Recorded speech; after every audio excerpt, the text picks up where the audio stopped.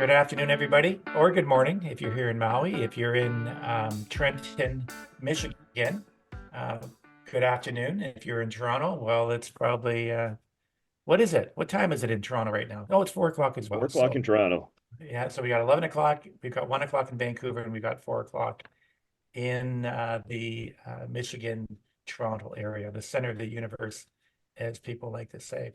So today we have a returning guest. We have Gordon Dale from Dale and Associates, and he's from Trenton, Michigan.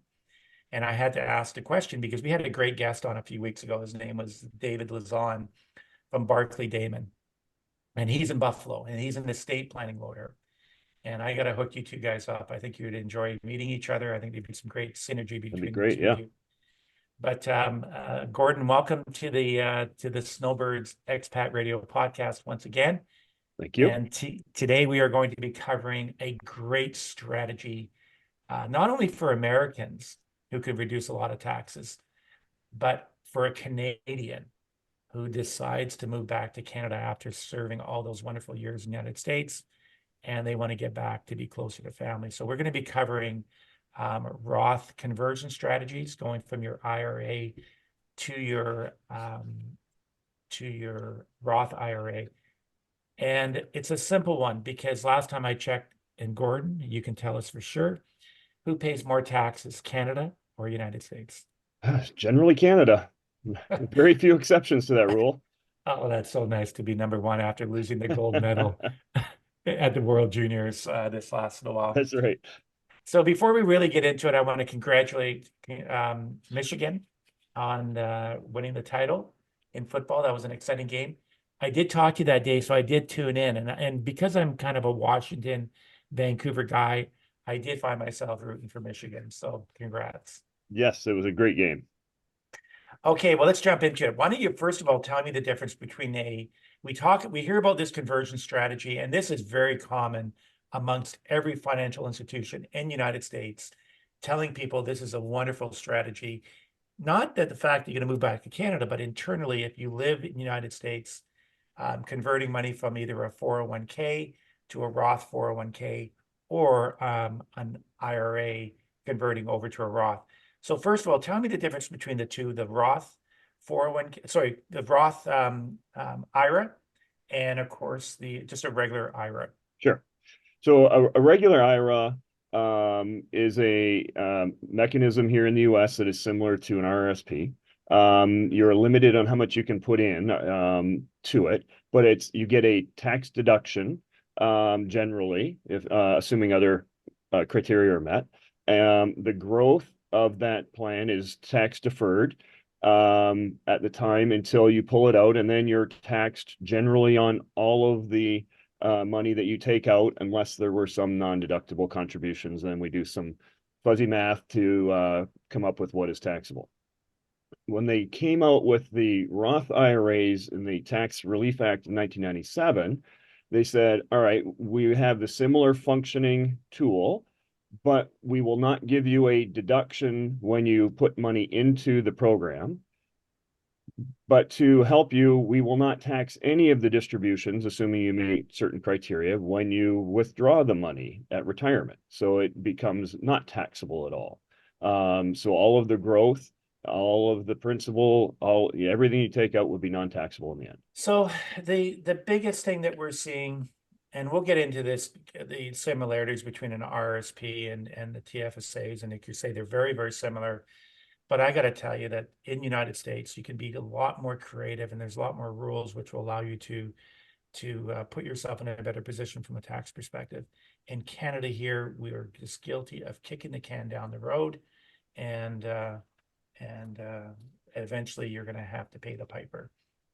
So, talking about this conversion from an IRA to a Mhm. Roth IRA, why is this going to become, if it isn't being done by Americans, that Canadians living in the United States, if this is not popular, or is it popular that you're seeing a lot of these Canadians trying to set themselves up better when they move I home? haven't seen it being used much yet. The challenge with this conversion or this strategy is that you have to pay tax in the current year. So when you draw money out of another retirement plan, and we'll use an IRA, a regular IRA as an example, you would have to pay tax on that withdrawal and then put it into the new one. So it's the cash hit that you take up front that is usually the piece that slows people down from executing the strategy.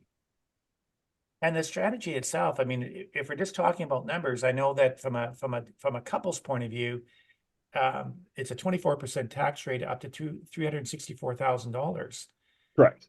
So last time I checked Canada, I think, and I'm going to be sarcastic along the way, the rates in Canada are almost double that. Sure. So you'd have to believe, and this is where you and I are going to be out there saving the world, all those Canadians coming back home, is that if we can intercept these people earlier enough, this strategy that makes sense. So let's use an example. We'll just come up with this Bob and Mary Smith, and they've got $1 million in their IRAs, and they are making less than, let's say their total income right now is $200,000 between Okay. the family. Mhm. So we know that they've got a lot of room. So kind of paint that picture, what that scenario would look like if we knew that these Canadians, Americans on a green card or whatever the case is, what would that situation look like for them if we had 4 or 5 years to work with them? What would be the best case scenario for them? Well, we could start, an annual strategy of withdrawing funds up to the max if we wanted to cap out the 24% bracket, their graduated brackets. So if we kept, added, it's $200,000 of income less the deductions that we get here in the US that are standard. We'd probably be able to pull out $140,000, $150,000 a year to get it to that max 24 rate. And then it's growing in that Roth tool. And so if they start this program before, like you said, planning for it before they move back, they could get all or most of the money converted from from the regular IRA retirement plan into a Roth, and then have some ability to even have that money tax free in Canada when they finally return to Canada. Is there ever a time if we only had 3 years and they had $1 million in that IRA? I know the next bracket after 364, it goes up to about 32%. Correct. Is there still an opportunity for them? Because the tax rate in Canada is going to be extremely high on $1 million IRA. There probably is, because when you start blending, so it's a graduated rate. And so when you start doing the math, and yes, that those incremental dollars will be taxed at 32%. Even at the 35% rate, your effective rate is a little over 30% when you use all of the brackets. So it's still not that onerous. And like you said, when you compare it to the Canadian income tax rates, it still seems favorable. And because Canada does not tax its citizens on their global income, you're only paying US income tax now. And then when you move back, this income in the Roth IRA won't be taxable. So we just saved Mr. and Mrs. Smith. If you're out there, give us a call, give Dale a call. Dale will pass on all your contact information. But why isn't it being done? If you said you haven't seen it and you are a cross-border accountant, you've referred a lot of wonderful people to us. And if it's not being done, why isn't it being done? One, not the Roth using Roth strategy is just not known very well yet. People haven't explored or moved back yet. The clients that I'm dealing with generally are in place. They're not ready to return or ready to retire yet. So they haven't started trying to figure out the plan to move back and what do we do with our money. And I think they're afraid of, if we move $400,000 or $500,000, even in the US, writing a check for $150,000 is still a daunting task, and people are trying not to do that in the current time now, thinking that it'll be better later. Well, there was a great book that the last couple of days, as I was preparing for this call, that I read through all the scenarios of why people aren't doing it. Not just Canadians who are planning on moving home, but those U.S. people. Mm-hmm. And I think a lot of cases is that they said the two first things you got to deal with is your age. Mhm. If you're in your 70s and you've got a large, let's say, for example, you're already receiving your RMDs, required minimum distributions, there gets to a point where $1 million IRA has already got you in the highest marginal tax rate possible. So I can see why you wouldn't do it after the age of 72 or whatever. I believe that there is changes that have been talked about moving these RMDs up to age 75, Correct. which this strategy will become very, very, very important Yes. for people. And of course, the second one is based on age as well, because if you're 59.5 years of age, it doesn't make sense either because there's an additional 10% when you pull money out of your IRA. So I guess that doesn't make sense. But um, This is well, the IRS has written in that if you make a conversion, that you won't get hit with the 10%. So you're only paying income tax on these conversions now. So whether you're 30 or 60, as long as it's from program manager to program manager. So if you're dealing with it and you have someone who has an IRA and you convert them, there won't be that 10% extra tax on it. okay, that's good to know. Now, what forms, I mean, obviously you really want to make sure you're communicating this with your accountant Correct. because you would be receiving, if you take any distributions from your IRA, is it a 1099-R that you'd be receiving? That is correct. You're going to get a 1099-R for each plan that you draw money out of. Generally, if you're under 59 and a half, where it would normally be penalized, there would be a code 2 on it to get a little more technical, saying Okay, there's an exception to the penalty. But it okay, would show as taxable, and then we'd be able to move forward without the 10% penalty. okay. Now, there's a form out there. Is there a form that you have to fill out? It's called an 8606. That's I if was reading about, that is if there is non-taxable distributions in that as well. So that form could come into play. That would be part of the income tax return potentially. okay. And the rule is when you do convert to the Roth from an IRA to the Roth IRA, um, there's a 5-year window there that eventually you're going to be you can take out your principal that Yep. you've moved over and pay tax on, but your the growth and the interest would have to be taxed eventually If well, if you take it yes, out before if you 5. pull it out, so if you start an IRA, Roth IRA, and you pull out all of it before time is before a 5-year mark, then you would be taxed on all of it. If you hit retirement age, 59 and a half here in the US, and you've had the account for more than 5 years, you will not pay tax on any of it. Okay. And You that's know going to what be an important part when we get into the treaty discussion about, okay, I'm ready to move back. I've executed the first part of the strategy. Now what do we do? okay. So so how many people, I mean, you're dealing with people that have Americans that have tax issues and you're doing the Canadian side as well. Yep. Um, so we really haven't seen a lot of, when do people come to you that know that they're going to move back to Canada?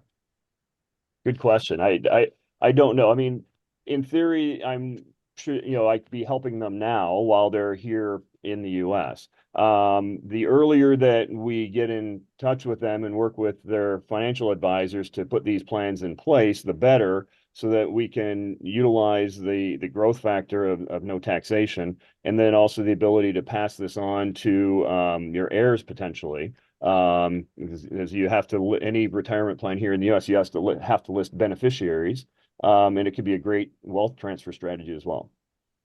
So so have you come across like a lot of Americans? Now we'll stop talking about Canadians and not everybody in Canada, not all the Americans that are Canadians are going to come home. Are you seeing this strategy a lot? I mean, for these Americans, are people coming to this? I think Not you mentioned that it's nothing, huh? Not yet. It really hasn't taken hasn't taken shape yet on the ability to use this. And I think a lot of it is just awareness. There's a lot of advisors that just haven't figured out that there's some big advantages to doing this. Especially converting now. And some of it is relatively recent. The 10% penalty has held people back in the past, but in the last few years, the legislation has changed to eliminate that penalty to convert an amount. Okay. And there's also another strategy out there for American people that don't, that the ones that don't qualify for a Roth IRA, because Roth IRAs are based on income levels and different things. Correct. There's another strategy out there where people are actually making after-tax contributions to an IRA, whatever that limit is, if it's $7,000 or I Yep. forget what that number is. And then they're just then they're eligible to open up a Roth IRA. Another Correct. strategy that's very popular. Yep. So a backdoor Roth strategy. So if you earn outside the limit, so for a married couple, it's the phase out starts around $218,000 in 2023. It grows to 230,000 in 2024. So if you earn more than that, you would be ineligible to contribute to an IRA. However, you would still be able to make a contribution to a regular IRA, and and even if you had a 401k plan or other employer retirement plan, it would become non-deductible. Then you would go open a Roth IRA and convert the contribution that you made to the regular IRA and move that over to the Roth. So we call it a backdoor. So you can still get it done and still make contributions on a regular basis. You know, because I'm a Canadian and I lived in Canada most of my life, I do go back and forth to Maui, which we've mentioned many times as becoming our real home. Um, it it's surprising. You're so limited on the Canadian side on what you can do. Like, could you imagine if they ever allowed you to take out, well, first of all, we don't have the same tax rate, so it's physically impossible to take money from an RSP and put it into a TFSA. It's too bad because Americans have so many great planning tools. Now, the other thought that I had, and we are going to be doing these webinars, and this is going to be a great subject to, I was telling our last guest, David Lazon, that we've got a new feature on the app. It's not completed yet, but it will be a pop-up, and it'll tell you the next coming seminar. Excuse me, the first webinar, which we're going to be doing is making sure that people have a power of attorney for that beautiful home they have down south, because they're going to run into issues. They're going to run into issues if something was to happen to either one of them, because the POA in Canada will not function in the United States. So that's one thing that we want to do. But I believe this will be top on the list, if not number two, of really trying to get these Canadian families to work with someone like Gordon, 4 or 5 years before they leave, and make sure that everything's done properly. Because boy, the tax savings, I don't want to use a Trump word like enormous, but I just did. It really is a big savings, isn't it? If you plan ahead. Absolutely. Is not only are you not paying any tax here in the US, but if executed correctly, and that's not hard to do, you wouldn't be paying any tax in Canada on that as well. The treaty will allow Canadians to treat that income just like Americans do. And a beneficiary of a Roth IRA, there are no restrictions. You Correct. get it. The beneficiaries are not going to pay tax on it. Correct. And the other beautiful thing is that a Roth IRA does not have RMDs as well. That is correct. Yes. So tell me, why wouldn't you do this? Be hard pressed to come up with logical reasons. Most of them will be illogical. Really? Well, like I say, the more I read on this, I downloaded, I put this book binder together today, and there's some great videos on YouTube on this conversion strategy. And there was a great book that I was able to invest $3.95 for. And it's very informative. I haven't gone through all of it. So other than that, what other things are you doing in your practice for Canadians that you want to tell all the Snowbird US Day Tracker and expats about?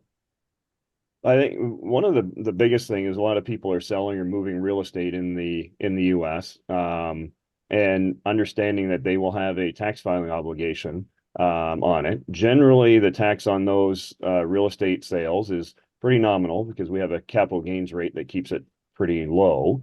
But you get a fair amount of withholding on the deal, and so you have to file a tax return in the new year to get the remainder of your refund. So it's being wary of that and know that it's a bit of a process to get that done. Now, here's something that came up the other day. I was meeting with a family from Squamish, which you would know where Mhm. Squamish is because you are a BC boy. Yep. Um, the spouse was what they call an accidental American.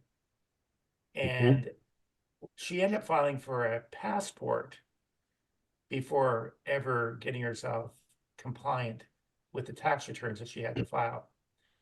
Now, what damage has she done with the principal residence now that they find out she's a US person? And if you can imagine Squamish, which is outside of Whistler, which is a beautiful little community, their home is appreciated um, by, if not double, maybe even triple over the last 15 years. Sure.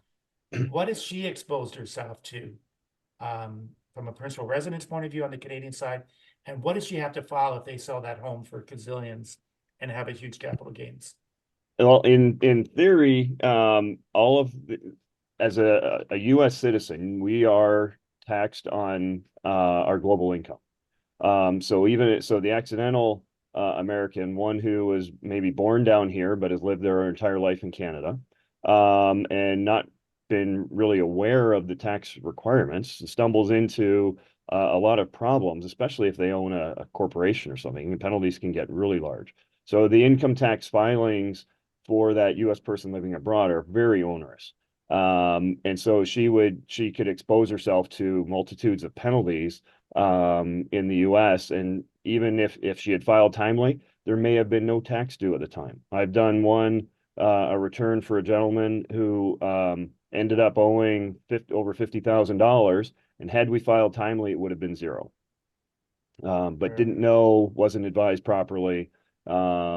And so in order to get out of the penalty and to be compliant, he had to pay the big penalties.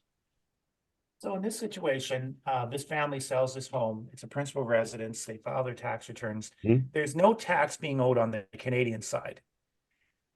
Correct, right? It's a principal residence in Correct. Canada for Correct. both of them.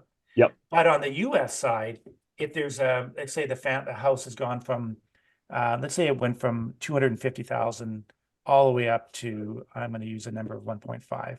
Yep. So the capital gains would be 1.25 million. Yes. So only get she would get a $250,000 exemption because she lived 2 of the last 5 years. Is that correct? She She would would get that. get on over the basis, she would get $250,000. If she was married, it would double. But if she's married to an American, if she's Yes. married to a Canadian, then she would just have the $250,000. So essentially, there would be $1 million subject to 15%, possibly 20% tax rate. And so she could be subject to $200,000 of U.S. tax. Okay, so what can she do? So it doesn't matter. The capital gains is the capital gains. It's not half of it would go to the husband. So we would say only $625,000 would Correct. be hers. It would be the full amount would be taxable. Potentially, if she is married, and half of the house is hers, then it would cut in half. Um, Okay. but if it was just her by herself, then the whole thing would be subject to tax. Yes. So there was a hidden tax, especially on West Coast real estate, if you sell it. Yeah, and in this situation, I guess you could argue that it'd be 625 minus 250. So whatever that is times the rate. So you figure it could be 20 to 30% could be the rate in that situation. It would be the max would be 20% um on the capital gains, and on $250,000, your $50,000 of tax when it'd be zero in Canada. So this would be Yeah. a situation where the Canadians are in a better tax position than we are. Well, it sounds like I'm going to refer this fine family over to you. Yeah. So, other than that, what else are you seeing in, on your side? I mean, we've got tax rates in Canada. We saw so many changes on the real estate side. Some of our favorite places like Qualicum Park, so in the News Bay, is now all taxes are being increased based on speculation um, and and trying to slow down housing. So if we bought a house in Qualicum right now, I think if we bought tax would be another 0.5% on the value of the home. So on $1 million home, I guess you're looking at another, I guess that works out to be $5,000 or whatever the case is. Oof. What do you, yeah, exactly. What are you seeing on the US side? Are there taxes going up, going down? Taxes, Um, well, the the Tax Act of 2017 that Trump put in place, many of the individual provisions are going to start expiring. And so you're going to start hearing a lot more noise about taxes going up. But we're a little bit out from that. But as we get into the political funny season here, those things are going to become more vocal. That people are going to raise taxes when in fact it's just the expiration of some of the provisions of the act down here.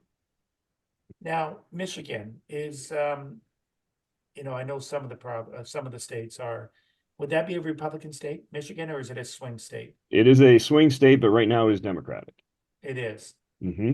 And the mood out there is that it's going to swing back to the Republicans possibly. Seems to be. There sure seems to be that sentiment these days. Yeah, but it's hard to say. We're still a long ways out, and the tides will change many times. Well, we started this podcast telling people a lot of optimism on what they can do with their Roth IRAs and how they can do the conversion from the IRAs. And of course, we ended it on a very negative That's right. So I do apologize for everybody. But what we do have a commitment through Gordon is that this is going to be a great webinar to help prepare these Canadian families that are moving back to Canada. And if we get a good 4 or 5 year period, we can work with them, and Gordon can do an excellent job for you. So, Gordon, I always tell people it's important to the world is small, be kind to all. And I really appreciate your time this morning. And I promise you, we will have a webinar as soon as that app is upgraded with our pop-up features. So thank Sounds you good. once again for all your time. Thanks for having me. Take care.